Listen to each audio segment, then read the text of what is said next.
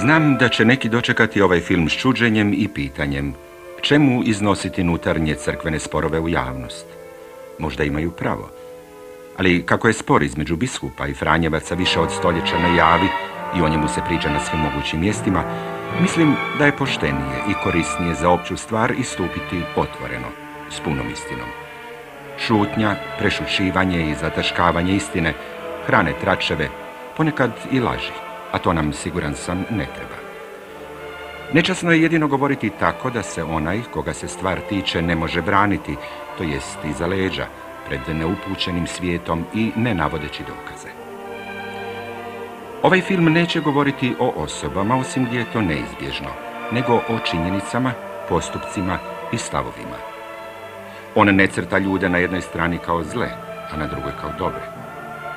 Čini mi se da je dobro usvojiti moto što ga je Solženjicin stavio u drugi svezak svoga gulaga. Crta koja odjeljuje dobro i zlo ne teče između klasa, niti između stranaka, nego poprijeko kroz svako ljudsko srce. Ta je crta pokretljiva, pomiče se tijekom godina. Čak i u srcu što ga je zaposjelo zlo, odražava se neki mostobran dobra. Čak i u najboljem ima neko neosvojivo skrovište zla.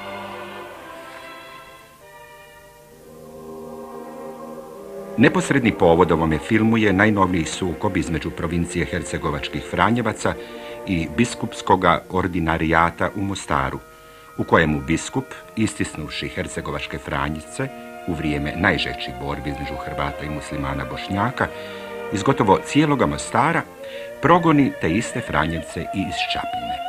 Da, progoni ih, u doslovnom smislu te riječi, jer im ne dopušta da ostanu na području Čapljine, koju su duhovno opsluživali više stotina godina, ni kao redovnička zajednica bez župe.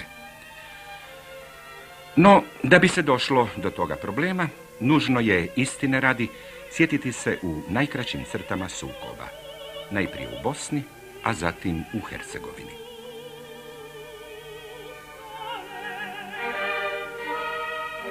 Bosanska vikarija je osnovana malo vremena iza dolaska franjevačkog generala, oca Geralda Eudeš, u Bosnu, u posjet bosanskom banu Stjepanu Kotromaniću godine 1339. Prvobitna zadaća Franjevaca bila je suzbijanje krivovjerja koje je zahvatilo Bosnu, pa su iz raznih krajeva Europe, Italije, Njemačke, pa čak i Engleske, Španjolske i Poljske dolazili franjevački misionari raditi na tom poslu. Imali su velikog uspjeha. Ubrzo su naučili jezik, prilagodili se mentalitetu domaćega svijeta i postali, uzimajući kandidate iz naroda, domaći. O njihovu izvanrednom tegobnom radu govori i niz papinskih isprava, a najrječitiji je svakako papa Eugen IV u svojoj buli Super Gregem Dominicum. Ali obraćene je trebalo održavati u vjeri, pa su Franjevci odmah organizirali i dušobrižničku službu i na nju dobili isključivo pravo. Ako je neki vlastelin htio za svoju kućnu kapelu imati svjetovnog svećenika, morao je zato imati i pristanak Franjevaca. Kada su Turci osvojili Bosnu, Franjevci su nastavili raditi, ali sada izloženi daleko većim kušnjama, koje su što dalje postajale sve teže. Turci su nerijetko ponižavali, tukli, zatvarali i ubijali Franjevce. Unatoč strahovitom pritisku, unatoč tome što je dobar dio katoličkog pučanstva stradao ili se iselio, u Bosni je ipak ostao jedan njegov dio, pa je tako očuvano i katoličanstvo kao sastavni dio ove pokrajine. Za očuvanje najveća zasluga pripada Franjevcima. I sam biskup Štadler, od čijeg biskupovanja zapravo i započinje sukob, kaže: nema valjda u svijetu zemlje koja bi imala toliko zahvaliti Franjevačkom redu koliko Bosna i Hercegovina. Sinovi Svetog Franje uzdržali su uz najveće muke, žrtve i progonstva katoličku vjeru u Bosni, živjeli za nju i umirali, dok nijesu napokon također njihovom zaslugom osvanuli bolji dani katoličkom narodu. Bosansko-hercegovački Franjevci nisu samo zaslužni za očuvanje vjere svoga naroda, nego i njihova hrvatskog narodnog bića, za njegovo kulturno uzdizanje tijekom naših mračnih stoljeća. Spomenimo samo plejadu bosanskih franjevačkih pisaca, kojoj na čelu stoji Matija Divković i koju u 19. stoljeću blistavo završavaju Jukić, Martić, Knežević, Josić. Austrija je bila dvojna monarhija. Nerado je dijelila vlasti s Mađarima, a slavenske narode držala počinjene i što je moguće više razjedinjene.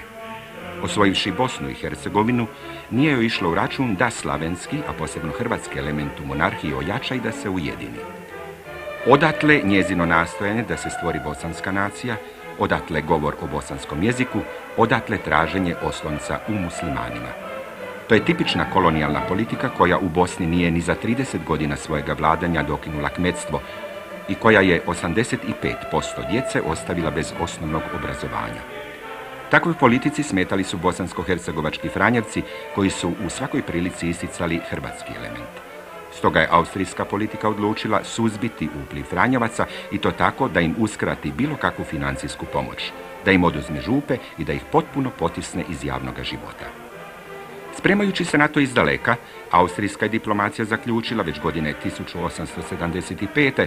da se u Bosnu pošalje papinski vizitator, da ispita potrebe i mogućnosti nove crkvene organizacije u toj pokrajini. Zbog ustanka do te vizite došlo je tek u proljeće 1878. ali ona donijela negativan rezultat. I vizitator, dr. Kazimir Forlani, i apostolski vikar Vujčić i bosanski Franjevci potpisali su u Kraljevoj Sutjesci izjavu da zasad u Bosni ne treba nikakve promjene. No odmah iza okupacije, austrijska je diplomacija preko svoga poslanika Para i drugih odlučno nastojala u Rimu provesti svoju nakanu. Franjevci mogli uzeti župe i u Bosni zavesti svjetovno svećenstvo na čelu s redovitim hijerarhom. Tako je Sveta stolica bulom pape Leona XIII. Ex hac Augusta od 5. srpnja 1881. uvela novu hijerarhiju. Sveta stolica priznala je austrijskom caru pravo da imenuje nadbiskupa i biskupe u Bosni i Hercegovini, da predlaže papi prvog kanonika u Sarajevskom Kaptolu, a ostalu trojicu sam da imenuje. U nakani o potpunom isključivanju bosanskih Franjevaca, Austrija ipak nije uspjela. Ona je upotrijebila i druga, čak i nečasna sredstva da bi postigla taj cilj. Gazila je izjave i obećanja koje je ranije davala Franjevcima, klevetala ih da su neuki i raspušteni, prijetila administrativnim mjerama protiv njih, a pritom je nastojala da sva odioznost njenih zahtjeva i postupaka padne na Svetu stolicu. Par mjeseci prije izdavanja rečene bule imenovan je za prvog nadbiskupa vrh bosanske nadbiskupije dr. Josip Štadler. Bosanski Franjevci su novoga nadbiskupa dočekali lijepo i dobronamjerno.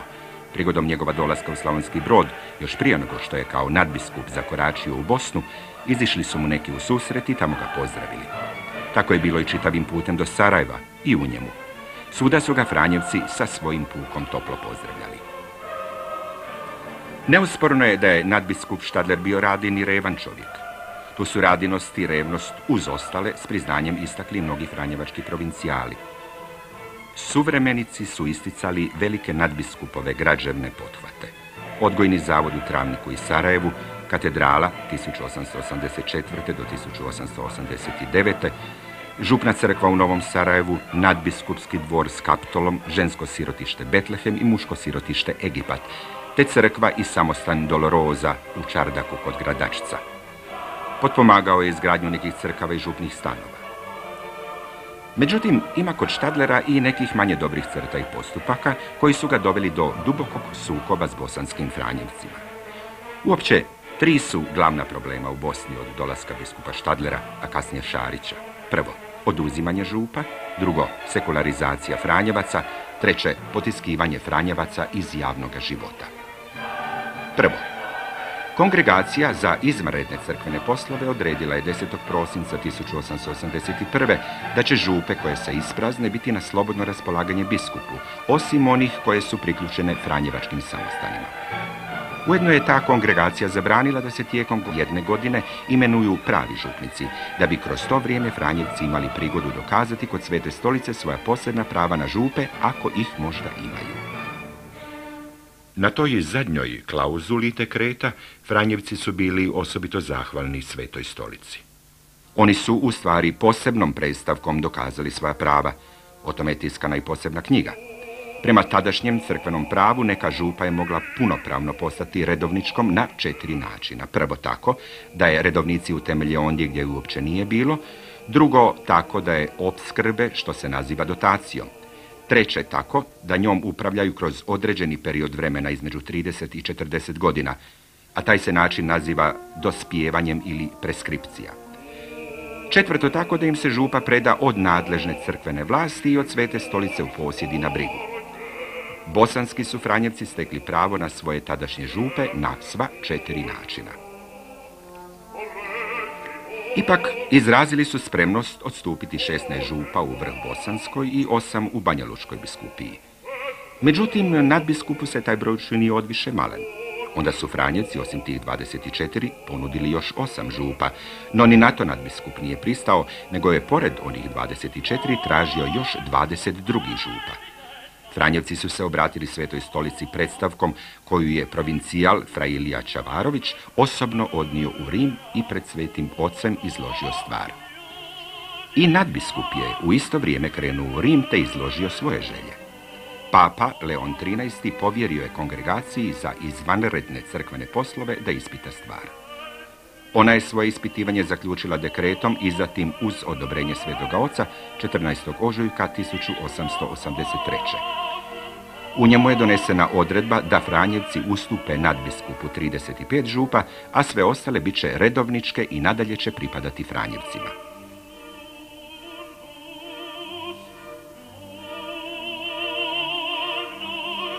Ispočetka je nadbiskup Štadler prihvatio dekret iz 1883. kao konačno rješenje. U listu Srce Isusovo broj 4 iz 1883.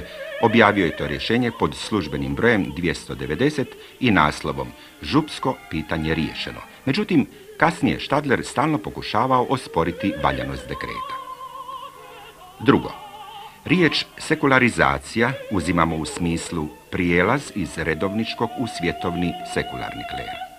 Štadlerovo nastojanje da prevede Franjevce u svjetovni kler porušilo je njihovo povjerenje u nadbiskupa i do temelja uzdrmalo bosansku provinciju. Još prije dolaska u Bosnu, Štadler je stvorio negativan sud o Franjevcima. Stoga je stalno propovijedao da će svjetovni kler, dakako, uspješnije voditi pastvu od Franjevaca. Znao je govoriti, ako se Franjevci sekulariziraju, bit će dobri svećenici. A opće je poznato da se sekularizaciji ne pristupa iz viših motiva, nego prije iz ljudske slabosti i kolebljivosti. Franjevci će, prema Štadleru, ako uopće opstanu, biti ograničeni na 10-ak samostana. Zato već 1883. dolazi provincijalu Čavaroviću i predlaže da se dogovore o sekularizaciji Franjevaca. To je bilo jednako kao kad biste nekom ocu došli da se dogovorite o tome kako da rastjerate njegovu obitelj. I to se ponavlja. 1896. on savjetuje provincijalu Čičku da se Franjevcima naprosto stavi na volju da napuste red, a 1898. šalje svoj proglas Franjevcima da se priključe svjetovnom kleru i to šalje preko provincijala. Svjetovnih svećenika u pastvi bilo je početkom te godine, 1898. svega 11. Štadler se nadao da će s brojnim svećenicima dobiti sve župe. On je mislio da će mnogi Franjevci odbiti da prime nove konstitucije, on ih naziva reforme, i da će prirodno zatražiti sekularizaciju. I sam je počeo poticati među njima tu misao. Usporedo je odmah, oko 1. veljače 1898. uputio pismo Svetom Ocu i zatražio da mu dodijeli sve župe. Kao razlog naveo je da ima mnogo bosanskih Franjevaca za sekularizaciju koji su se njemu prijavili da ih primi. Ujedno je zamolio Svetu stolicu da mu dozvoli da takve može primiti i pripojiti svome kleru bez posebnog papinskog odobrenja. Međutim, unatoč tvrdnji izraženoj u gore navedenom nadbiskupovu pismu, malo se Franjevaca prijavilo za sekularizaciju. Zato on, na blagovijest 25. ožujka 1898. izdaje svoj čuveni proglas kojim otvoreno i javno poziva Franjevce na otpad od reda, na sekularizaciju. Proglas je poslan na pojedinačne adrese pod istim brojem, 322, a ujedno je objavljen i u Vrh Bosni. Treće, i potiskivanje Franjevaca iz javnog života bilo je najočitije u Štadlerovo vrijeme. Smanjivao se njihov ugled i mjesto pred vlastima i nastojalo se da se Franjevci što prije sasvim isključe od uglednih i unosnih službi, kao što su, na primjer, mjesta kateheta u Sarajevu i drugim većim gradovima.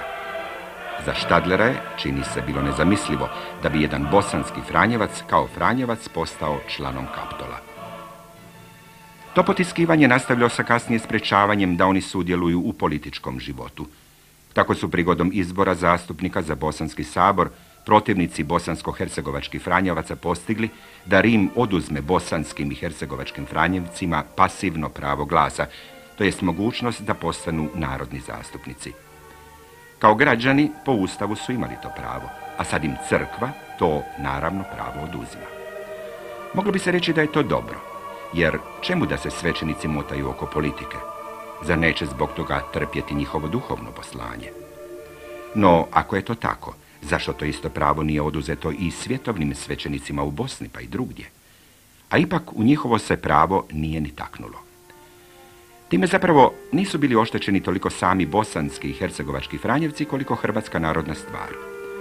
U ono vrijeme, kad je u Bosni i Hercegovini još uvijek bilo premalo hrvatske svjetovne inteligencije, sudjelovanje svećenika pa i Franjevaca da zastupaju hrvatske interese bilo je itekako potrebno. Na takav postupak reagirao je žestoko hercegovački Franjevac fra Didak Buntić u pismu tadašnjem provincijalu bosanskih Franjevaca, a kasnijem mostarskom biskupu fra Alojziju Mišiću. Pomoću te zabrane, i to tako žurne, baca nas se kao kakvo smeće u kut. Kao da vele sa župe fratre, iz javnog života fratre, u samostan fratre, to jest seli se s ovog svijeta fratre. Zbog toga, zbog nadbiskupovih stavova i postupaka, reagirali su protiv njega i najsavršeniji Franjevci, kao što su bili Čavarović, dvojica Ćurića, Mišić, Čubelić. Bili su duboko razočarani nastupom svojih crkvenih poglavara i uvjereni da njihov postupak nanosi štetu ne toliko njima, koliko katoličkoj vjeri u Bosni. A nadbiskupski ordinarijat je s vremenom upravo tim postupcima stvorio svoj kler i gotovo utrostručio broj njegovih župa.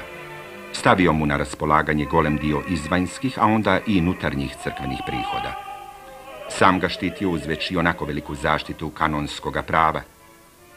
To su, dakle, zamjerni uspjesi ove stoljetne politike.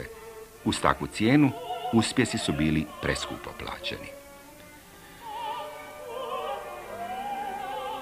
Unatoč svim tim poteškoćama koje su dolazile od nadbiskupa Štadlera i nadbiskupskog ordinarijata, Franjevci su nastavili izgrađivati svoju provinciju.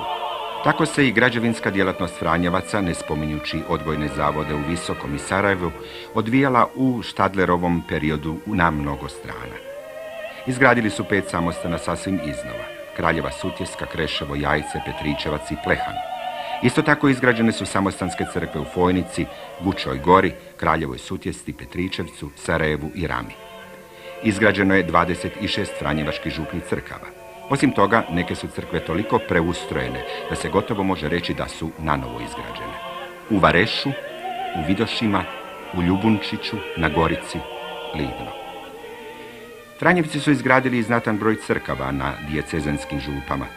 Slično tome, Franjevci su izgradili u Štadlerovom razdoblju 31 župni stan, od toga 17 na dijecezenskim župama. O drugim javnim i ekonomskim zgradama ovdje ne govorimo. Ovdje treba istaknuti da su Franjevci, gradeći ove zgrade, nekoliko puta brojnije veće od onih koje je gradio biskupski ordinarijat, bili upućeni isključivo na sebe i na svoj puk. Rijetko je negdje vlada dala neku pomoć za ove gradnje. Sav onaj novac koji se vani skupljao na račun siromašnih bosanskih katolika i slao nadbiskupu, što se njih, Franjevaca, tiče, kao da u Bosnu nije ni dolazio. U tom pogledu oni su tada bili u daleko lošijem položaju nego u tursko vrijeme. U tursko vrijeme su dobivali i iz Francuske i iz Njemačke potpore za gradnju crkava i nabavku crkvenoga ruha, a sad je sve to presušilo. Franjevci, gdje sad pokucaju, dobiju za odgovor: imaju sad i sami brižnu vladu, neka se ona sad za njih brine. I tako, gdje prije nikada bez uspjeha ne pokucaše, sada badava kucaju.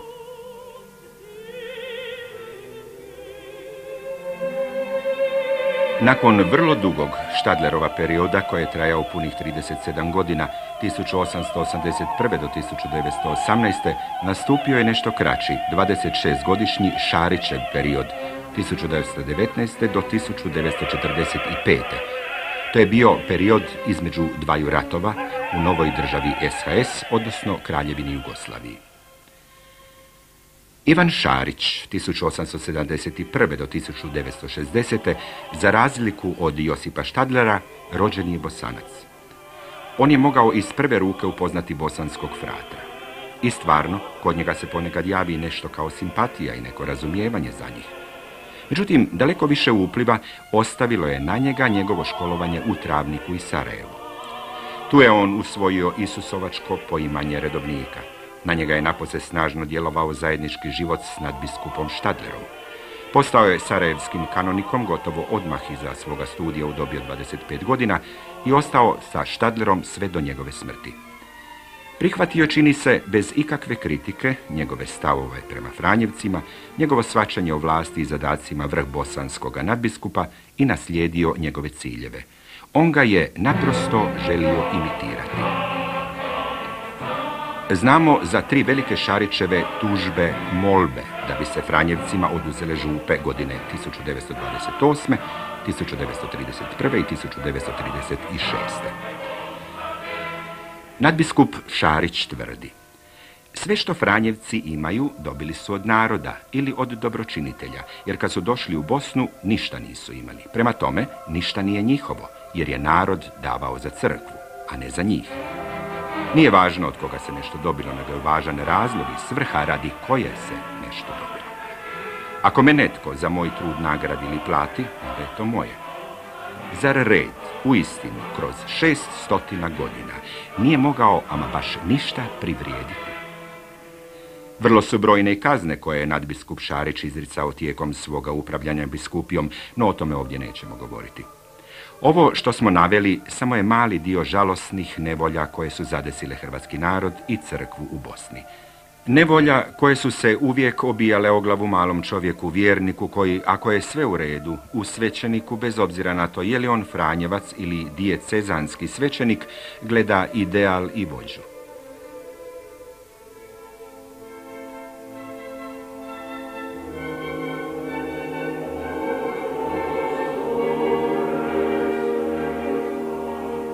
Hercegovina je nekoć bila upravna pokrajina Bosanskog kraljevstva. Stjepan Kosača, plemić koji je upravljao južnim i istočnim krajevima Bosanskog kraljevstva, dobio je godine 1448. naziv hercog ili knez Svetog Save. Potom je onda i taj kraj dobio ime Hercegovina ili kneževina Svetoga Save.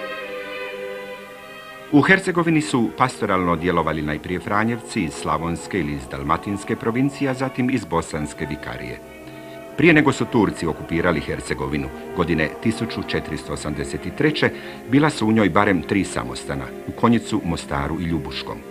U 16. stoljeću Turci su porušili ta 3 samostana, tako da nije ostao više ni jedan u cijeloj Hercegovini. Svejedno, Franjevci su nastavili pastoralni rad među svojim narodom, dolazeći iz najbližih samostana izvan Hercegovine. Naime, nakon rušenja samostana u Ljubuškom, Franjevci toga samostana sele u samostanu Zaostrogu, koji je pripadao Bosanskoj vikariji, nastanjuju se u njemu i iz njega duhovno opslužuju bivše župe svoga Ljubuškog samostana.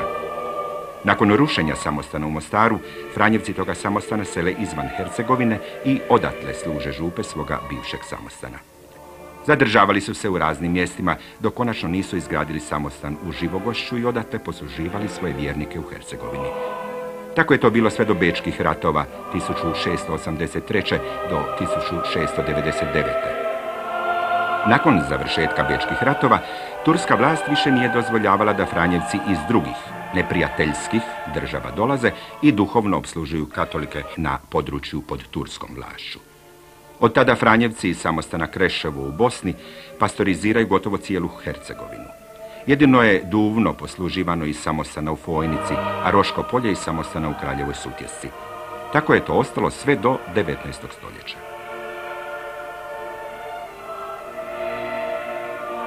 Početkom 19. stoljeća Franjevci bosanske provincije, koji su bili rodom iz Hercegovine, počeše ozbiljno misliti na gradnju novog samostana u Hercegovini. Na to ih je potaklo i to što je Hercegovina, koja je prije bila bosanski sandžak, dobila u okviru Turskoga carstva status zasebnog pašaluka. I stvarno, 8. srpnja 1843.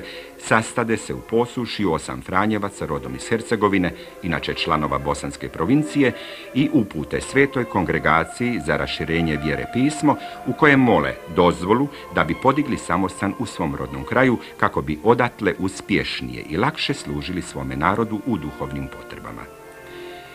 Svoj pristanak dao je tadašnji apostolski vikar Bosne pismom od 26. rujna 1843. i general Reda pismom od 30. studenog 1843.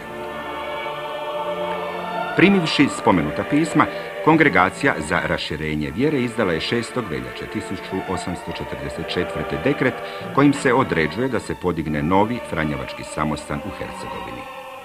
Nakon što je uz velike poteškoće dobivena dozvola i od turskog sultana, postavljen je 23. srpnja godine 846. kamen temeljac novoga samostana na Širokom Brijegu. No čim su Franjevci rodom iz Hercegovine počeli raditi na tome da se u njihovom kraju podigne samostan, starješinstvo provincije Bosne Srebrne usprotivilo se tome. Smatralo je da se tako unosi nered u provinciju i nanosi šteta samostanu u Kreševu. Stvari su se s vremenom tako zategle u bosansko-hercegovačkom apostolskom vikarijatu, smatralo je da se tako unosi nered u provinciju i nanosi šteta samostanu u Kreševu. Stvari su se s vremenom tako zategle u bosansko-hercegovačkom apostolskom vikarijatu, da se mir mogao uspostaviti jedino odvajanjem Hercegovine od Bosne. Tako je godine 1847. odcijepljenjem od jedinstvenog apostolskog vikarijata za Bosnu i Hercegovinu uspostavljen posebni apostolski vikarijat za Hercegovinu. Apostolskim vikarom u Hercegovini postavljen je biskup Fra Rafo Barišić, Franjevac iz provincije Bosne Srebrne. On je kao apostolski vikar i vizitator bio Franjevcima u Hercegovini ujedno i crkveni i redovnički poglavar. To međutim nije moglo dugo potrajati, jer su Franjevci htjeli s jedne strane svoj život uskladiti prema konstitucijama reda, a s druge strane nisu mogli primati novake u okolnostima kakve su vladale.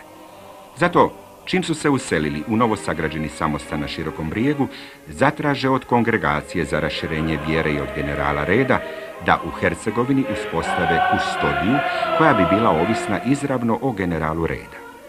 Stvari ipak nisu išle tako brzo kako su oni mislili, tako da je dekret o osnivanju kustodije objavljen tek 3. listopada 1852. Novo osnovana kustodija imala je samo jedan samostan, no ni taj nije bio posve izgrađen kada je uspostavljena kustodija. U samostanu je bio kustos, novicijat i franjevačka škola.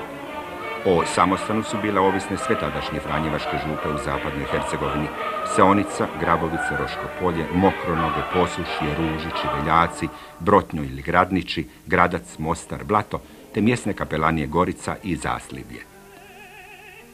Čim su dovršili samostan na Širokom Brijegu, Franjevci odluče graditi novi samostan za učilište. Za gradnju novoga samostana odaberu mjesto Humac, odmah uz župnu kuću novoosnovane župe Humac Ljubuški. Kad su dobivene sve potrebne dozvole, apostolski vikar Franđeo Kraljević položi temeljni kamen novoga samostana 4. travnja 1867. Gradnja je trajala 10 godina. Godine 1876. u nje preseljen novicijat i franjevačka škola sa Širokoga Brijega. Nakon austro-ugarske okupacije Bosne i Hercegovine godine 1878. čime su te pokrajine nakon 4 stoljeća ponovno potpale pod kršćanskog vladara, u novim prilikama Franjevcima se sve više namećala potreba da grade novi samostan u Mostaru, glavnom, u stvari jedinom gradu Hercegovine. Godine 1866. postavljaju kamen temeljac za crkvu, a godine 1873. sagradili su uz crkvu i rezidenciju u kojoj su se nastanili tek 1880. Tada odluče se graditi i samostan.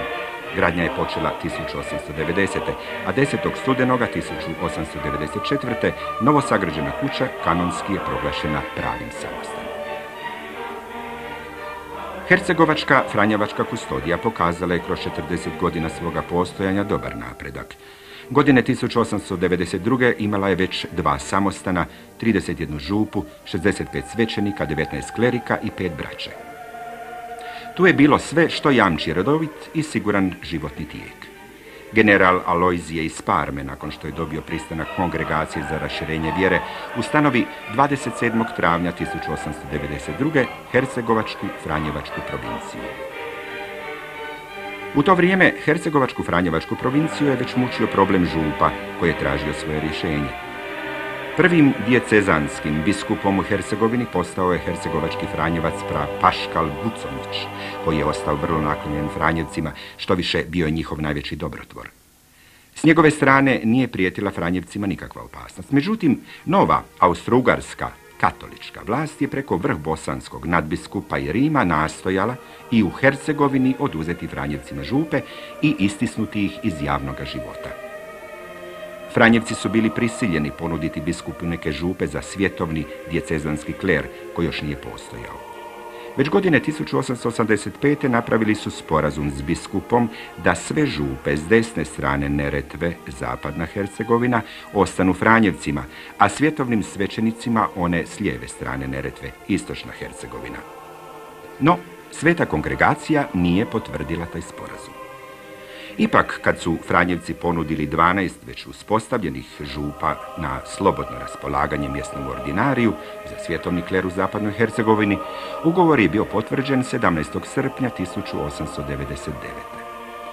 Hercegovačkoj Franjevačkoj provinciji ostalo je 25 župa. U Mostarsko-Duvanjskoj biskupiji, to je s desne strane rijeke Neretve, od 43 župe Franjevci služili njih 40. Osim onih 25 koje su godine 1899. ostale redu dodijeljene, brinuli su se još i za 15 župa slobodnog raspolaganja mjesnog ordinarija, odnosno biskupa. Da bi svoj pastoralni posao što bolje organizirala i svećenike što lakše pripremila za dušobrižnički rad, uprava provincije se dogovorila s biskupom fra Alojzijem Mišićem, bosanskim Franjevcom, koji je u međuvremenu postao mostarsko-duvanjski biskup, da im ustupi i onih 15 koje su već osnovali i služili i 12 drugih koje je trebalo što prije osnovati. Dogovor je potvrdila Sveta kongregacija koncila 22. lipnja 1923. U tijeku Prvog svjetskog rata 1914. do 1918. Hercegovačka Franjevačka provincija poslala je nekoliko svojih svećenika u Sjedinjene Američke Države kao dušobrižnike za hrvatske radnike. Godine 1926. hrvatski Franjevci u Sjedinjenim Američkim Državama osnovali su komesarijat Svete obitelji, koji je 1931. pripojen Hercegovačkoj Franjevačkoj provinciji. Kasnije je on podignut u rang kustodije. Danas ta kustodija ima jedan samostan u Čikagu, jednu rezidenciju u Beaver Falls, pa 15 župa i misija u Sjedinjenim Američkim Državama i Kanadi. Drugi svjetski rat 1941. do 1945. umalo da nije uništio Hercegovačku Franjevačku provinciju.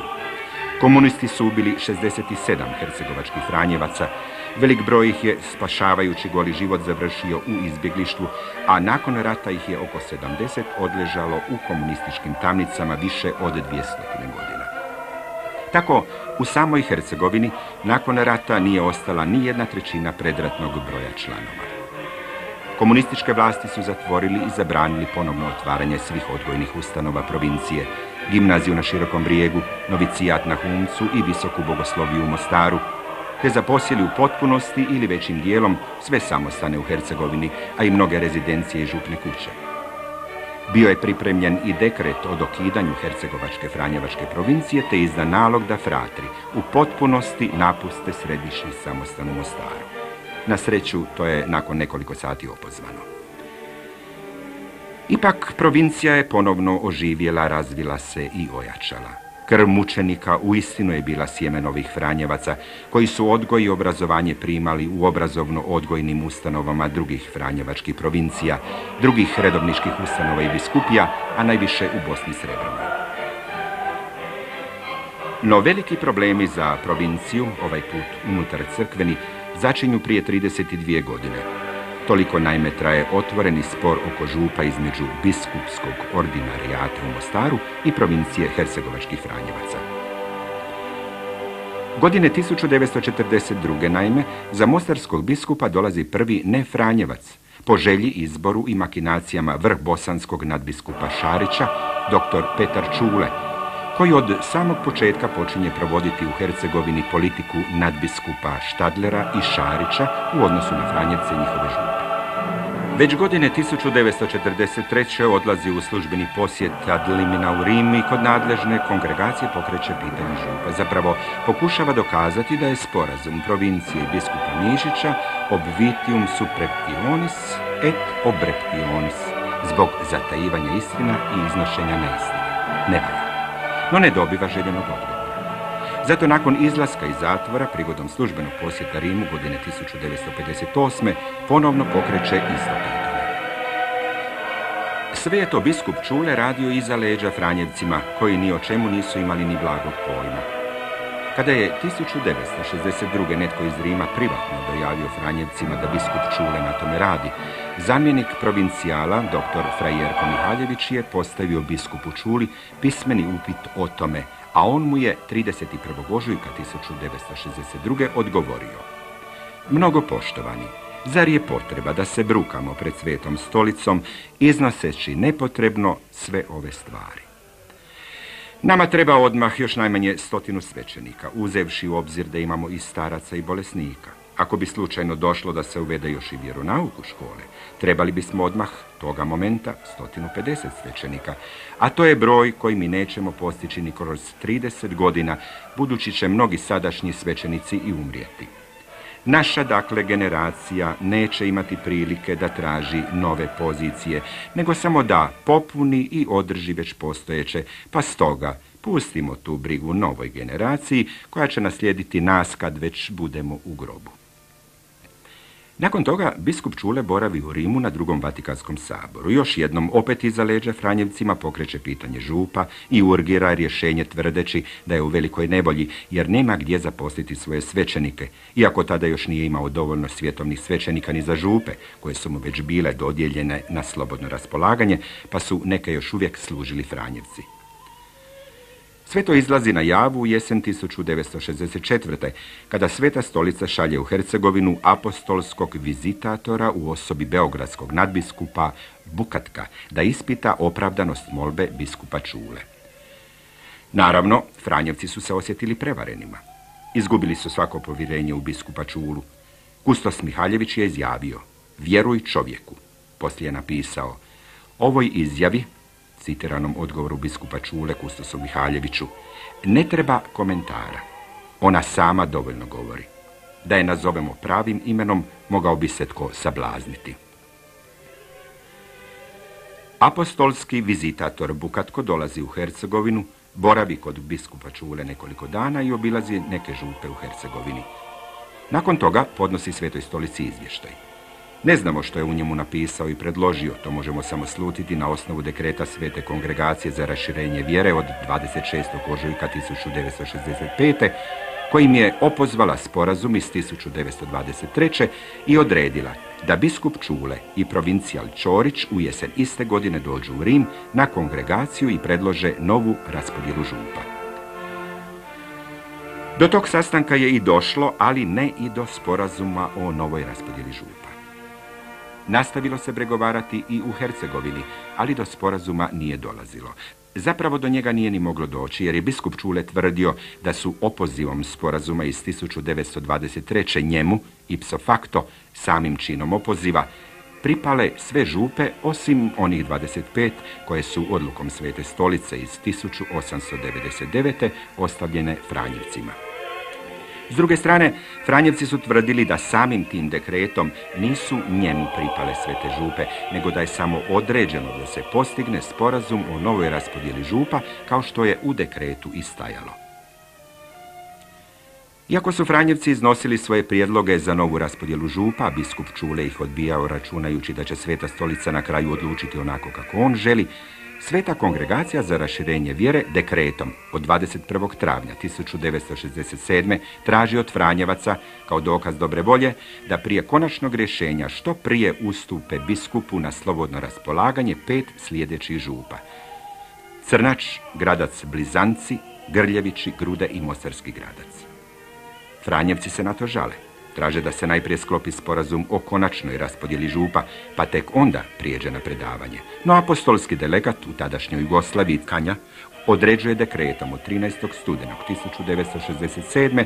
da se predaja spomenutih župa ima izvršiti u roku od 6 mjeseci, dakle najkasnije 13. svibnja 1968.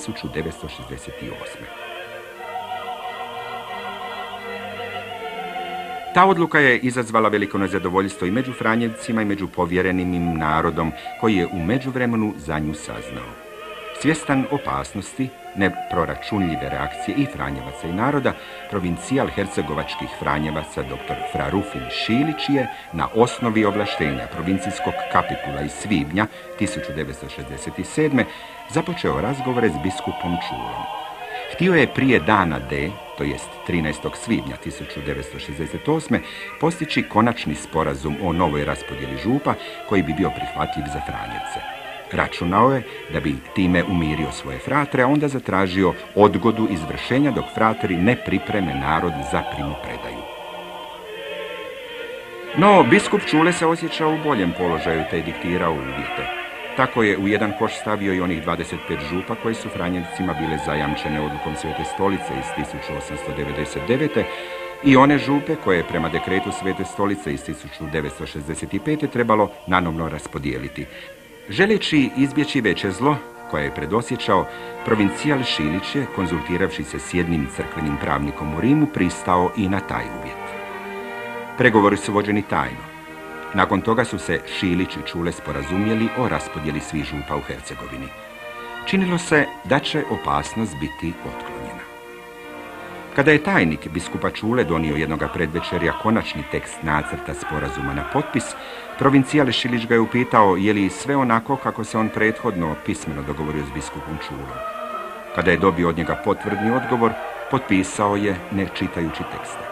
Međutim, kada je kasno iste večeri tajnik provincijala Šilića pročitao potpisani nacrt sporazuma, ustanovio je da je biskup Čule u zadnji čas ubacio jednu klauzulu o župi Čapljini, po kojoj provincija može izgubiti svoju rezidenciju i župu u Čapljini.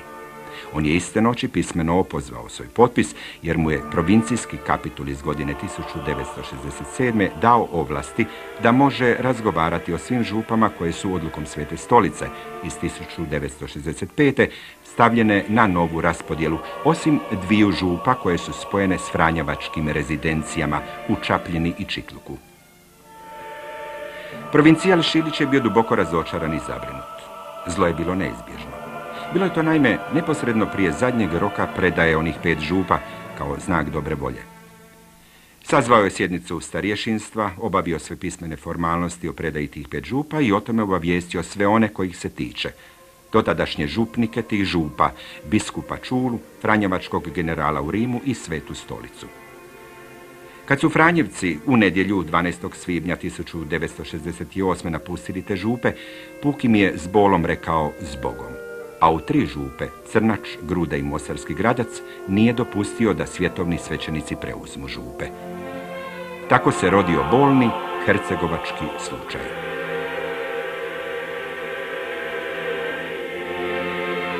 Taj slučaj već punih 28 godina nekad tinja, a nekad se i razgori.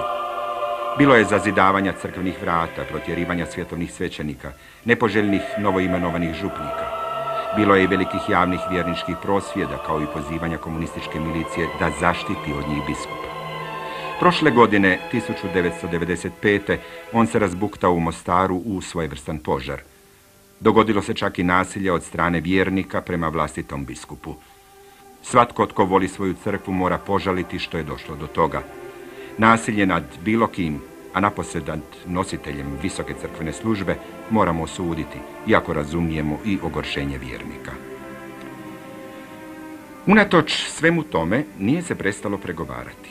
Pregovaralo se u Hercegovini, u Zagrebu, u nadbiskupskom dvoru i na biskupskoj konferenciji, konačno u Rimu, na kongregaciji za evangelizaciju naroda i na Vatikanskom državnom tajništvu. Odmah nakon izbijanja hercegovačkog slučaja 1968. imenovane su komisije za pregovore, franjevačka i biskupijska. No, do sporazuma se nije moglo doći ni nakon više godina, jer su dvije strane stajale na nepremostivo suprotnim stanovištima. Franjevačka strana je ustrajala na stanovištu da najprije treba postići opći, konačni sporazum o župama, koji bi bio prihvatljiv i za Franjevce. Tako bi Franjevci bili psihološki osposobljeni pripremiti narod u pobunjenim župama da prihvate svjetovne svećenike, zašto bi trebalo ostaviti dovoljno vremena, tako da se uznemireni duhovi smire. Biskupijska strana je kao preduvjet svih daljnjih pregovora zahtijevala da im Franjevci odmah omoguće preuzimanje triju župa, koje su Franjevci formalno predali biskupu na slobodno raspolaganje i napustili ih 12. svibnja 1968. ali ih narod nije u njih puštao. Franjevci su u tome naslučivali ritualno, postupno likvidiranje provincije, te stoga nisu bili psihološki sposobni angažirati se kod naroda da u ispražnjene župe primi svjetovne svećenike. Ništa se nije promijenilo ni dolaskom u Hercegovinu pomoćnog biskupa Žanića, kojemu je povjereno pregovaranje s Franjevcima u ime biskupijske strane. On je od početka zastupao najtvrđu biskupijsku liniju. Već na kraju prvog sastanka komisija za pregovore tražio je od Franjevaca da potpišu izjavu. Budući da se nismo mogli sporazumjeti, prepuštamo rješenje Svetoj stolici. Prihvaćamo rješenje Svete stolice kakvo god ono bilo. To Franjevci nisu prihvatili. Ipak, svi sastanci komisija kojima je predsjedao biskup Žanić završavali su na taj način. Naravno, on je računao da će Sveta stolica odlučiti onako kako on želi. Kasnije će se hvaliti kako je radi toga putovao u Rim više od 70 puta. Sveta stolica je očito željela sporazum. Zato šalje u Hercegovinu apostolskog vizitatora u osobi gradišćanskog biskupa iz Austrije, monsignora Stefana Lazla, da preuzme vođenje pregovora. On je pokazao nešto više razumijevanja prema Franjevcima, ali je bio previše obziran prema nepopustljivim, nepromijenjenim stavovima biskupijske strane. Zato su pregovori vođeni pod njegovim visokim vodstvom u Mostaru, Zagrebu i konačno u Rimu završili onako kako su završili. A završili su dekretom Kongregacije za evangelizaciju naroda ili za raširenje vjere Romanis Pontificibus od 6. lipnja 1975. Taj dekret je udovoljio svim zahtjevima biskupijske strane, prethodno iznešenima prigodom pregovora na Kongregaciji za evangelizaciju naroda, izuzevši zahtjev da biskup može bez prethodne suglasnosti Svete stolice osnovati župe u Ljubuškom i Radišćima, te tako uništiti tada drugu, a danas prvu po veličini franjevačku župu u Hercegovini, samostansku župu Humac na samom rubu maloga gradića Ljubuškoga. U proljeće 1976. trebao je biti održan izborni kapitul provincije hercegovačkih Franjevaca, na kojemu je trebala biti izabrana nova provincijska uprava. Provincijal Šilić, nakon 2 mandata, nije mogao biti ponovno izabran. Sveta stolica odgađa slavljenje kapitula, te od aktualne provincijske uprave traži da u roku od 20 dana donese formalnu i bezuvjetnu izjavu o prihvaćanju odluke Svete stolice. Nakon provedene ankete među svim članovima provincije, uprava provincije je uputila 10. svibnja 1976. pismo izravno Svetom ocu Papi Pavlu VI, u kojemu između ostalog izjavljuje: Mi, oci definitorija spomenute Franjevačke provincije, zabrinuti za dobro i mir crkve i Božjega naroda u Hercegovini, potpuno svjesni svih mogućih posljedica, svečano izjavljujemo da smo spremni za vjeru, evanđelje, crkvu i Svetoga Oca, ako je potrebno, i vlastitu krv dati, kao što su to činila tolika naša braća u prošlosti, a i u novije vrijeme. Samo u najnovije vrijeme 70 braća ove Franjevačke provincije žrtvovalo je svoje živote i podnijelo više od 200 godina zatvora, pružajući svjedočanstvo koje se ne može kupiti ni falsificirati, vjernosti i ljubavi prema vjeri, evanđelju, crkvi i Svetome Ocu. Međutim, dok priznajemo i očitujemo svoju vjeru, vjernost i posvemašnu odanost, istodobno izjavljujemo sigurne savjesti i s punom sviješću odgovornosti pred redovničkom provincijom kojoj stojimo na čelu, pred Božjim narodom koji je povjeren duhovnoj brizi braće iste redovničke provincije, pred crkvom Kristovom i pred tobom, sveti oče, da dekret Romanis Pontificibus očito protuslovi istini, povrijeđuje prirodnu pravednost, izravno se protivi dobru duša, te veoma škodi ugledu crkve. Protuslovi istini, jer pretpostavlja i 4 puta spominje nepostojeći uzajamni sporazum dviju strana na osnovu naših iz konteksta izvađenih i krivo citiranih riječi. Što više mi se osjećamo zavedenima u zabludu, naime, dekret nam niječe i ono što nam je sama Sveta Stolica po apostolskom vizitatoru preuzvišenom Štefanu Lazlu bila zajamčila kao uvjet sine qua non. Povrijeđuje prirodnu pravednost jer dekret bez ikakva obrazloženja osuđuje ovu redovničku provinciju na polagano utrnuće. Isto tako, mi bismo Franjevci trebali napustiti svoje kuće i crkve bez ikakva jamstva za budućnost. Izravno se protivi dobru duša, jer bi pokušaj izvršenja dekreta pod svaku cijenu protiv volje naroda Božjega nanio tako golemu štetu po spas duša Božjega naroda Hercegovine, koju ne bi bilo moguće ispraviti. Veoma škodi ugledu crkve, jer se u svemu ovome veoma često i tako rado poziva na autoritet crkve, Svete Stolice i tvoje svetosti, čime se pokušavaju, iako bez uspjeha, prikriti neevanđeoski motivi i tako se tim postupkom uništava ugled crkve, Svete Stolice i Svetoga Oca. Stoga se osjećamo u savjesti čvrsto obveznima zauzeti stajalište ne možemo, a ne nećemo. Ne možemo naime preuzeti na se odgovornost za posljedice koje bi sigurno uslijedile iz našega odobravanja, prihvaćenja ili izvršenja toga dekreta, i to zbog razloga koje smo gore ukratko iznijeli. Sveti oče, iako ne možemo pristupiti izvršenju spomenutoga dekreta, onakvog kakav je, čvrsto smo uvjereni da ipak radimo na dobro opće i partikularne crkve. Jer naše neodobravanje, neprihvaćanje i neizvršenje dekreta ne predstavlja alternativu, nego postulat naše vjernosti i ljubavi prema vjeri, evanđelju, crkvi i Svetomu Ocu. Sveti oče, još jednom se utječemo tvojoj svetosti, iako nismo sigurni da će naše pismo dospjeti u tvoje ruke, jer nismo dobili nikakvu potvrdu da je tvoja svetost dobila naša prethodna pisma. Usrdno te molimo, tebe, oca svih kršćana i pastira, čitavog stada Gospodinova, da ne dopustiš da od čovjeka doneseni dekret bude važniji nego dobro duša Božjega naroda Hercegovine i sudbina ove mučeničke redovničke provincije. Nije nam znano je li to pismo stiglo do ruku Svetoga Oca, no odgovor Rima na nje je poznat. Bile su to najstrože sankcije, kazne. Svrgnuta je provincijska uprava, a uprava provincije je povjerena generalnom poglavaru reda u Rimu, koji je njome upravljao po svome delegatu i vicedelegatu i njegovim savjetnicima. Izborni kapitul nije održan do danas. Bilo je i zabrane primanja u novicijat, zavjetovanja i ređenja. Biskup Čule se pridružio svojim sankcijama. Uskratio je jurisdikciju i kanonsku misiju svim Franjevcima za koje je od njega zatražena, a oduzeo je jurisdikciju i kanonsku misiju gotovo svim Franjevcima u biskupiji, uključujući tu i zamjenika generalnog delegata koji je upravljao provincijom. Izjavljivao je da on nije siguran da itko od Franjevaca više ima od njega jurisdikciju i kanonsku misiju. Iste 1976. godine dolazi u Hercegovinu novi apostolski vizitator, zagrebački Isusovac, inače rođeni Hercegovac, pater Vladimir Vlašić, sa zadatkom da pohodi sve Franjevce u Hercegovini i pronađe one koji prihvaćaju dekret, kako bi njima bila povjerena uprava provincije i provođenje dekreta. On obilazi sve članove provincije, s njima razgovara i provodi pismenu anketu o neprihvaćanju dekreta.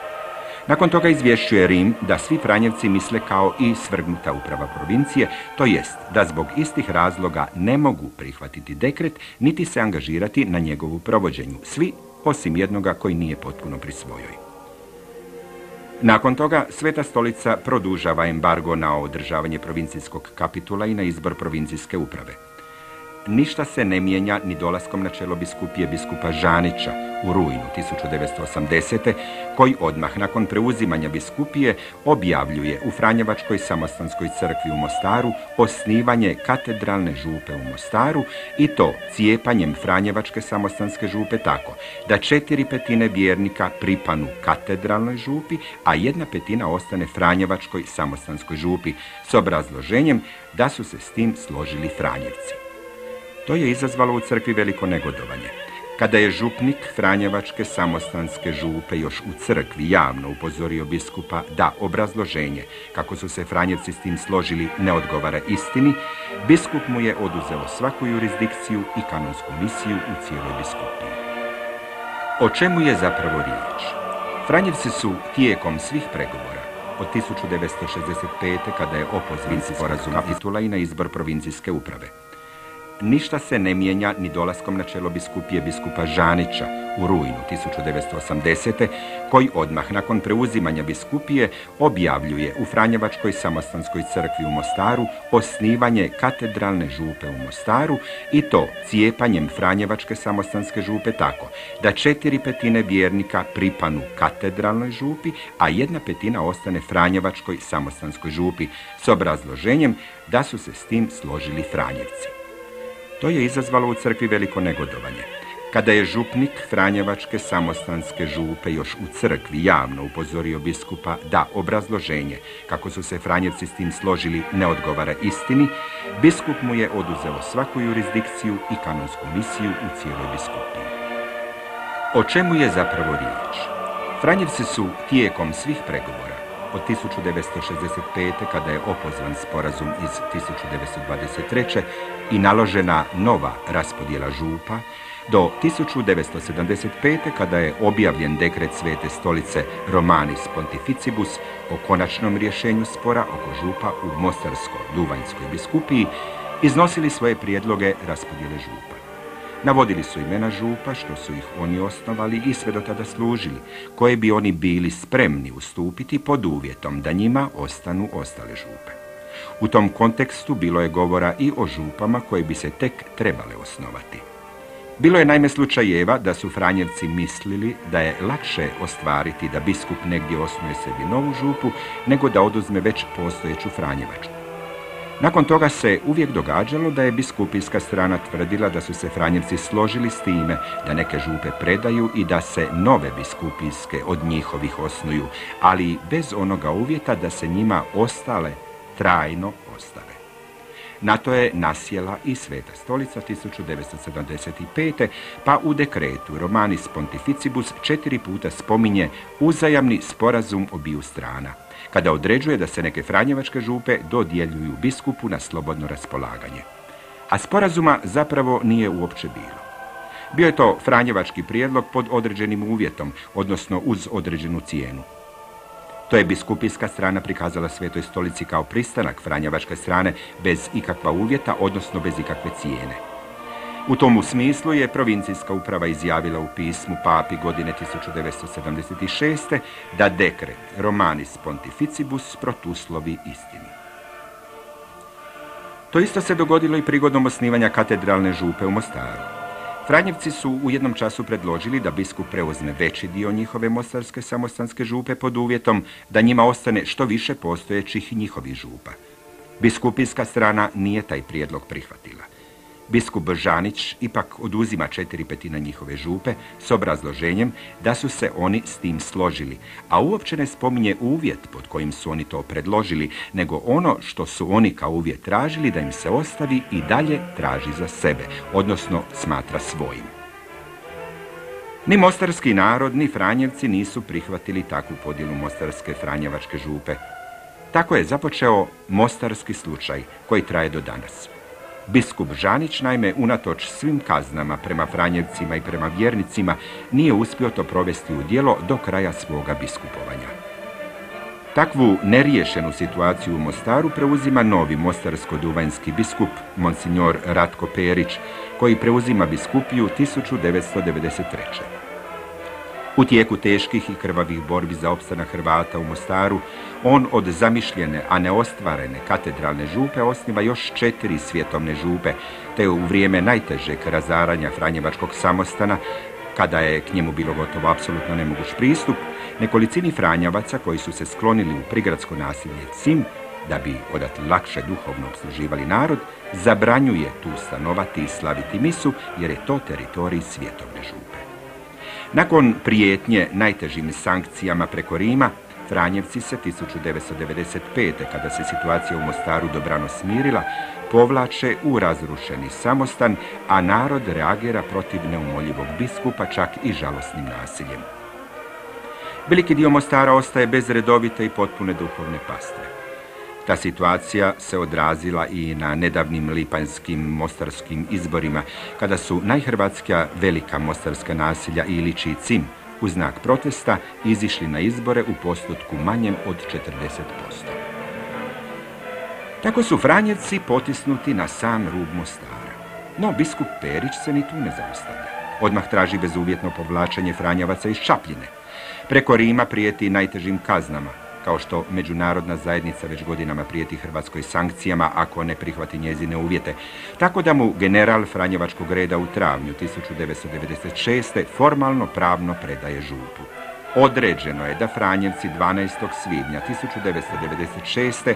predadnu novo imenovanom čapljinskome župniku, svjetovnomu svećeniku, župu, svoju rezidenciju i crkvu, te napuste Čapljinu.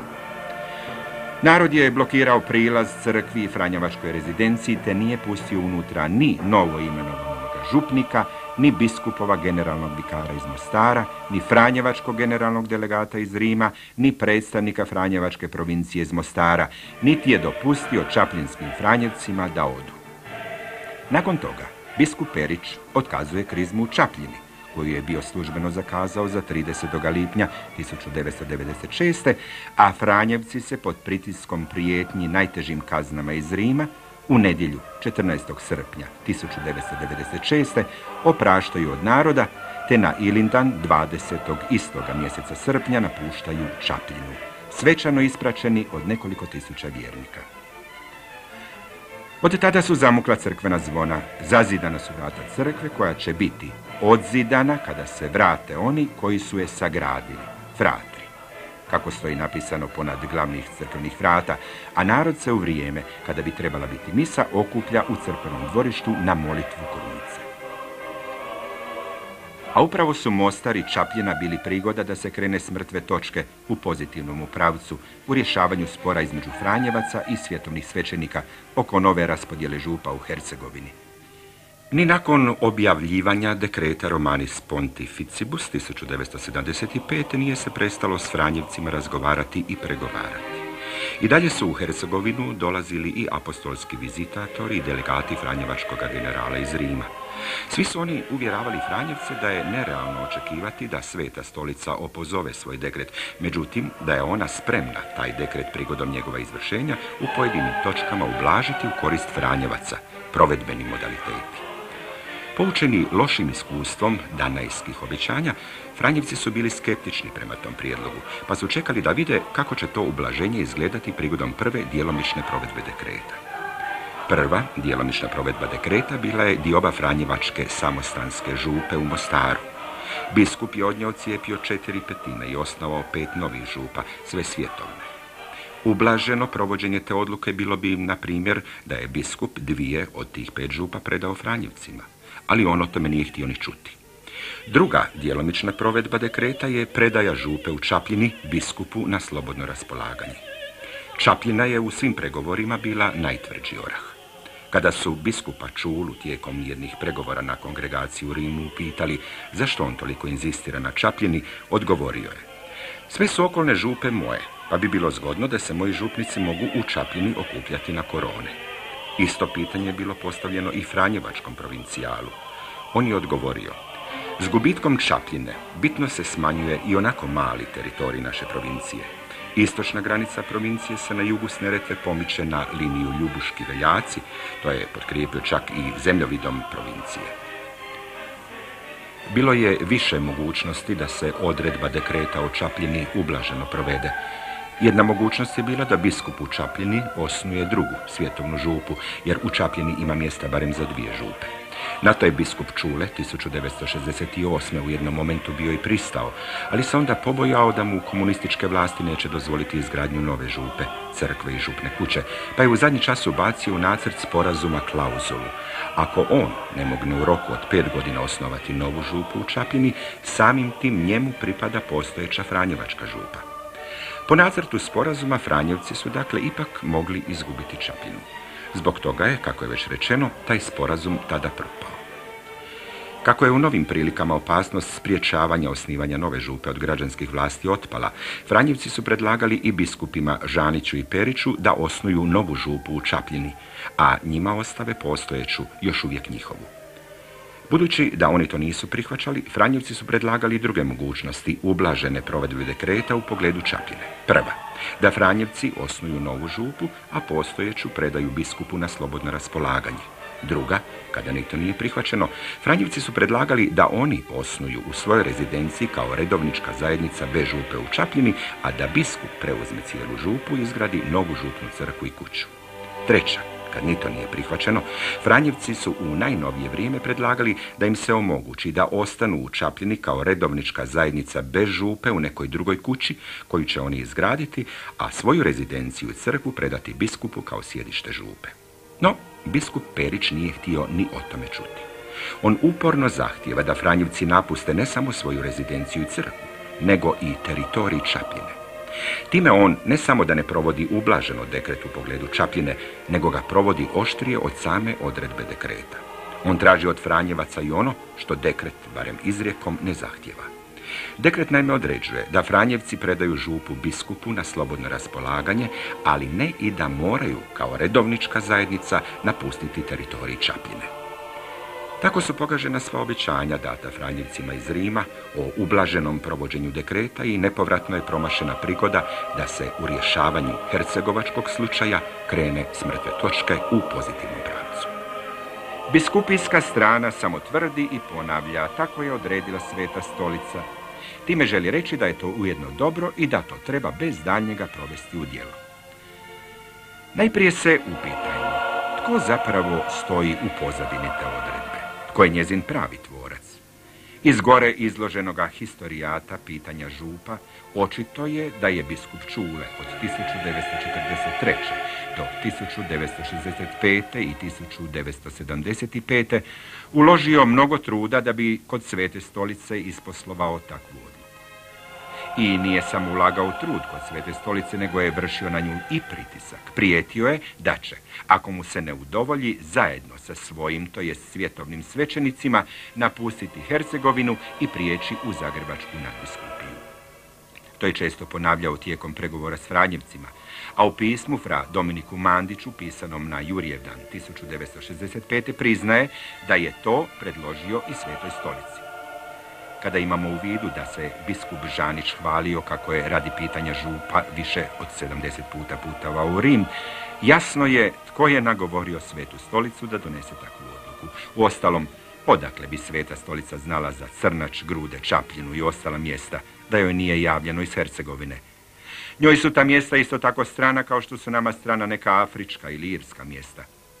Odluka je u bitnom sastavljena u Mostaru, a na nju je nakon dugog nagovaranja stavila potpis Sveta Stolica. Prema tome, za te odluke, bile one dobre ili loše, zaslužni su ili krivi u prvom redu mostarski biskupi Čule, Žanić i Perić. Naravno, odgovorna je i Sveta Stolica, ali ta odgovornost ne dokida, ne poništava prvotne odgovornosti mostarskih biskupa. Sjetimo se samo kako je Sveti Augustin odgovorio Židovima koji su se branili da nisu oni ubili Isusa, nego da je to učinio Pilat. On jest kriv jer ga je osudio, ali zar ste nevini vi koji ste ga prisilili da to učini? Hercegovački biskupi veoma često naglašavaju poslušnost kao vrhovno načelo ponašanja u crkvi. Međutim, u praksi sami ne postupaju baš uvijek prema tom načelu, nego samo onda kad im to odgovara. Tako je biskup Žanić, kada je došao u Mostar za pomoćnoga biskupa, odmah počeo nagovarati hercegovačke Franjevce da otkažu poslušnost svomu zakonitomu provincijalu Šiliću kako bi lakše proveo svoje namjere. Nije u tome uspio. Kada je preuzeo biskupiju, točnije 1988. jedna skupina Franjevaca ne prihvaća premještaj koji im je odredila nova provincijska uprava. Biskup Žanić ih u tome podržava. Čak im pismeno zabranjuje izvršiti premještaj. Njima, neposlušnima, ostavlja jurisdikciju i kanonsku misiju, a onima koji su ih po zakonitoj odluci provincijske uprave trebali zamijeniti, odbija podijeliti jurisdikciju i kanonsku misiju. Tu istu praksu nastavlja i njegov nasljednik, biskup Ratko Perić. Hercegovački biskupi traže od Franjevaca da im predaju župe koje im pripadaju po dekretima iz 1967. i 1975. a uporno odbijaju preuzeti župe Glavatičevo i Nevesinje, koje im pripadaju i nakon dekreta iz 1923. i koje im Franjevci odavno nude. A nisu spremni izvršiti ni dekret iz 1975. baš doslovno. Biskup Perić traži pod svaku cijenu Mostar i Čapljinu, a odbija preuzeti župe Jablanicu i Blagaj, koje su muslimani etnički gotovo očistili, iako mu te župe pripadaju po istom dekretu iz 1975. Tih nekoliko primjera posve jasno pokazuje da se hercegovački biskupi baš ne odlikuju bezrezervnom poslušnošću odlukama Svete stolice kakvu zahtijevaju od Franjevaca. No, ako je Sveta stolica odlučila onako kao što piše u dekretu, je li to nužno dobro i pravedno? Odluke Svete stolice, iako ih moramo poštivati, ne moraju uvijek biti ni dobre ni pravedne. Samo nekoliko primjera iz crkvene prošlosti lako će nas uvjeriti da one to zbilja ne moraju uvijek biti. Godine 1415. crkveni sabor u Konstancu dao je spaliti Jana Husa. Crkva se danas s pravom toga stidi i priznaje da je to bio zločin. Slično je i sa spaljivanjem Savanarole, kao i osudom Galilejeva učenja. I zato se crkva u naše vrijeme pokajala. Vrhovni kriterij za prosudbu dobrote ili nedobrote svih ponašanja, pa i odluka u crkvi jest, prema jedinstvenom mišljenju crkvenih učitelja, dobro vjernika ili spasenje duša, kako to stoji u zakoniku kanonskoga prava. Sve što se tome protivi treba odbaciti, a isto tako i ono što se ne može podvesti po taj vrhovni zakon u crkvi. Svi u načelu prihvaćaju to pravilo. Kogod bi ga doveo u pitanje, pokazao bi odmah da je najamnik, da mu nije stalo do ovaca. Ali nije dovoljno da se pravilo samo tek tako, reda radi, na riječima prihvati. Ono ima u sebi nečeg božanskog, nešto isključivog. Ono ne trpi drugih božanstava uza se. Ta božanstva jesu usputne želje, često suprotne onom proglašenom vrhovnom zakonu.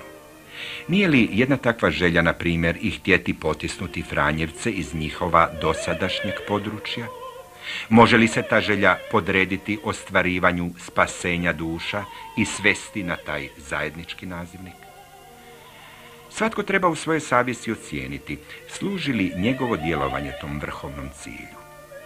U tom ocjenjivanju valja prepoznati u vlastitim postupcima inat i nepopustljivost ni pod koju cijenu, pa prema tome priznati svoju oholost, sebičnost, potvrđivanje samoga sebe, želju za moći. To su dužni pitati se svi u Hercegovini, i biskup, i svjetovni svećenici, i Franjevci. Ostaje još da se ocijeni odgovara li ta stvar ne samo paragrafima, nego i pravednosti. Za sljedbenike Isusa Krista, koji je bio odlučan protivnik legalizma, to valja ne bi smjelo biti nevažno. Ako biskupijska strana ima pravo, ako crkveni propisi stoje na njezinoj strani, je li time sve riješeno? Poznato nam je, naime, da pravo i pravednost ponekad ne idu zajedno. To su iskustvo već Rimljani izrazili uzrečicom: najveće pravo ponekad je najveća nepravda. Sumum ius, summa injuria. Treba vidjeti je li može tako i u ovom hercegovačkom slučaju. Ne mislimo na povredu paragrafa, jer oni to možda i dopuštaju, nego o povredi pravednosti i o povredi dobra. Ako se radi, u čemu je ona? Hercegovački Franjevci su godine 1844. u vrijeme kada su se odijelili od bosanske provincije došli u Hercegovinu doslovno na golo tlo. Nisu imali ni kuća, ni crkava, nikakve inventara.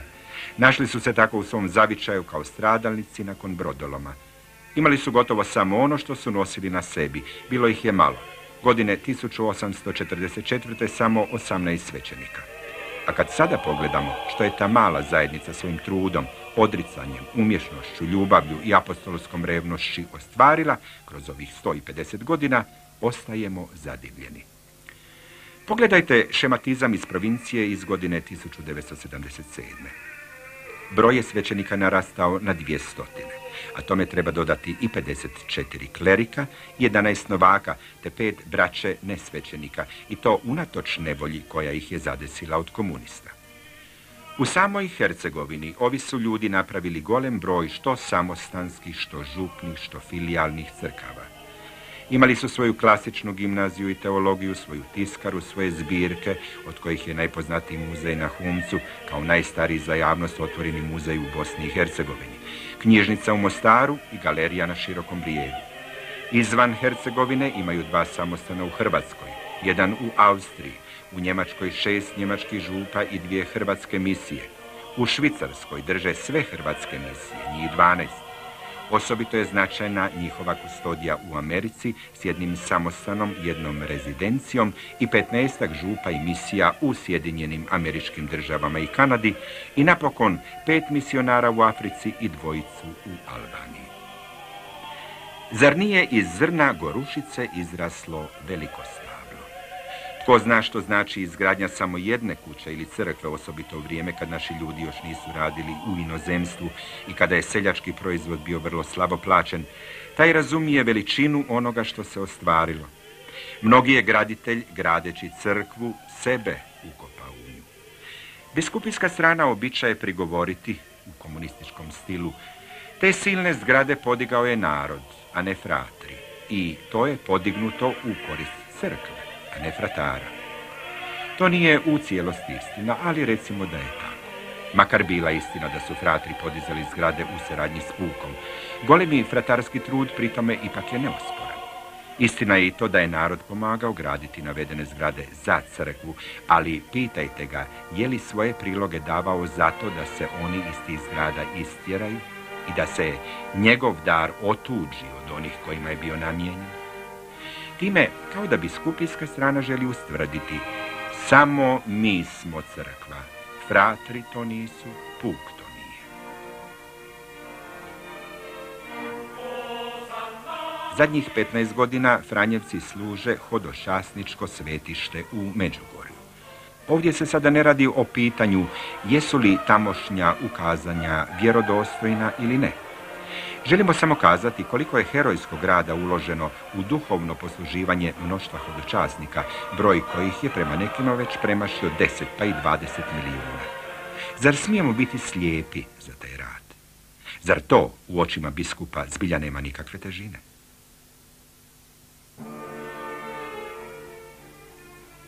Uz čisto pastoralno djelovanje, hercegovački Franjevci su zadužili svoj puk i na mnogo drugih načina. Ako samo malo pogledamo u prošlost, vidjet ćemo da su hercegovački fratri u tursko vrijeme poučavali svoj puk u pismenosti i to naravno bez ikakve naknade, brinući se i za školski prostor i opskrbu abecedarkama. Zna se kakvo je čudo opismenjavanja izveo fra Didak Buntić sa svojim seljačkim školama, kada je država početkom stoljeća sa svim svojim novčanim i drugim sredstvima ostavljala većinu ljudi u Hercegovini nepismenima.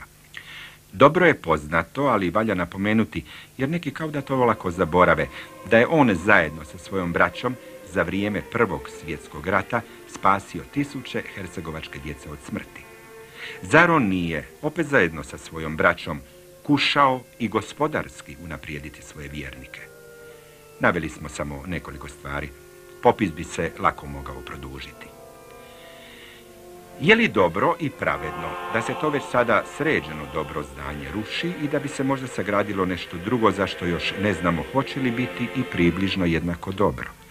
Kome može biti u interesu da hercegovačka Franjevačka provincija izumre ili gotovo izumre? Katoličkoj i hrvatskoj stvari to sigurno nije.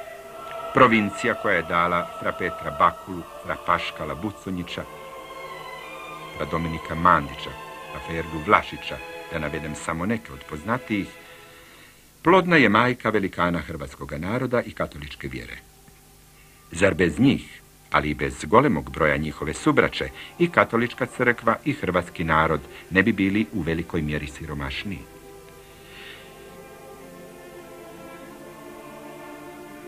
Franjevce iz istočne Hercegovine potjerao je u prvoj polovici 17. stoljeća trebinsko-mrkanjski biskup, koji nije uopće stolovao u svojoj biskupiji. Potjerao je Franjevce i ostavio biskupiju bez svećenika. Znamo na što je spala ta biskupija. Prije ovoga rata imala je 15.000 Hrvata katolika. Tijekom ovih ratnih godina mostarsko-duvanjski biskup je potisnuo Franjevce s Neretve prema zapadu, gotovo u cijelom Mostaru i u cijeloj Čapljini. Kada se tome doda činjenica da su muslimani u ovom ratu gotovo potpuno očistili od Hrvata katolika područje Neretve, od Glavatićeva preko Konjica i Jablanice do Mostara i Blagaja, tako da tamo vjerojatno neće biti opstanka ni Franjevcima, dobiva se zorna slika zemljovida teritorija provincije hercegovačkih Franjevaca. Samo na nekoliko točaka, kod Čekrka, u Mostaru i u Šurmancima, selu Župe Međugorje, dodiruje rijeku Neretvu.